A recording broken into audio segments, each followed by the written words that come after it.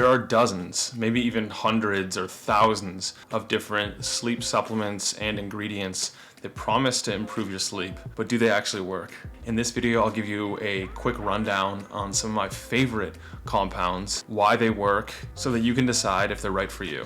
Most of them follow some similar mechanisms and modes of action and work similarly, but also have some unique differences. We'll start off with two amino acids, Glycine and Taurine. Taurine is commonly found in energy drinks to smooth out the effects of caffeine, but it also increases GABA levels in the brain, which is the neurotransmitter associated with sleep and relaxation. Glycine does similarly, and it's well known for its longevity benefits, and it can also help inoculate you against the next day performance degradation that's associated with sleep deprivation. So if I'm going to sleep poorly and I know it the night before, some extra glycine will help me stay alert and focused. Then we have a popular ingredient that comes from tea leaves called L-Theanine. It's also used to smooth out the jitters and side effects of coffee, and it promotes alpha brainwaves and puts the body into a mode for sleep. It can also increase lucid dreaming. Then we have GABA, gamma amino butyric acid, GABA, and that's considered the molecule of chill. Although most forms do not cross the blood-brain barrier and aren't as powerful, I like the patented form called pharma-GABA. I find that it works the strongest and simulates some of the feelings of sleepiness and drowsiness that help you drift off into sleep. Up next is KAVA, not KAVA, but just plain old KAVA. And that is an ingredient that's been used traditionally in the South Pacific Islands for thousands of years as a social lubricant to unwind and relax, and to balance GABA without depleting it.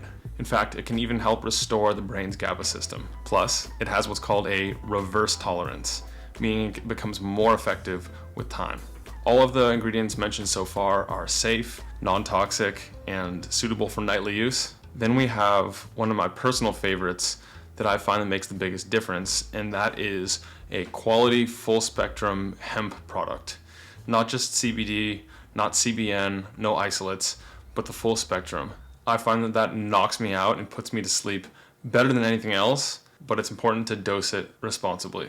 Full spectrum hemp is also non-psychoactive, so you won't be getting high from this. Then we have Magnolia bark and its more powerful metabolite called DHH-B, and this one has been studied head-to-head with some of the popular benzos, and it shows comparable if not superior effects, and I find that it also really helps slow down my mind before sleep. I don't use it that often, but when I do, I find that it works strongly. Then we have magnesium, which is a mineral that virtually everyone's deficient in, and it's further depleted by consuming coffee in the morning, by living a fast-paced, stressful lifestyle, and many other modern unavoidables. I prefer the forms either magnesium glycinate or magnesium threonate for better sleep and reparation during it. The best magnesium products are combined with an activated form of vitamin B6 called P5P to improve absorption and utilization by the body. Then we have some of the popular botanicals that help with sleep. You'll often find these as ingredients in teas or in dedicated sleep supplements. These include passion flower extract, skullcap, valerian root, lemon balm, and a bunch of others. I find that most of them work, but the magnitude of effect is pretty small.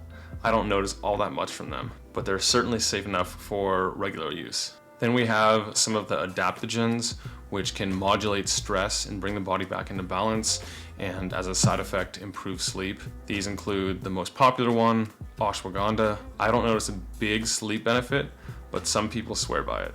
Melatonin is one of the first supplements people think of when it comes to sleep. It's more of a molecule to entrain circadian rhythm, the sleep-wake cycle, so it's not just for sleep. And a lot of the research doesn't show that it has that big of an effect on sleep quality or quantity. And the main problem with supplementation is that it creates a transient spike in melatonin levels followed by a dip, which is unnatural and not the way melatonin works in the body. So what I like to do is either take a extended release low dose product like 0.3 milligrams that lasts about 7 hours, or I'll take a high quality tart cherry juice, which causes the body to naturally increase melatonin production. Especially after a long weekend or late nights, I find that melatonin can make a difference. And if you're part of the population that wakes up about 3 hours, 4 hours after taking it wide awake, you're gonna wanna look into either tart cherry or extended release. Now this one is extremely controversial and I don't recommend it to others.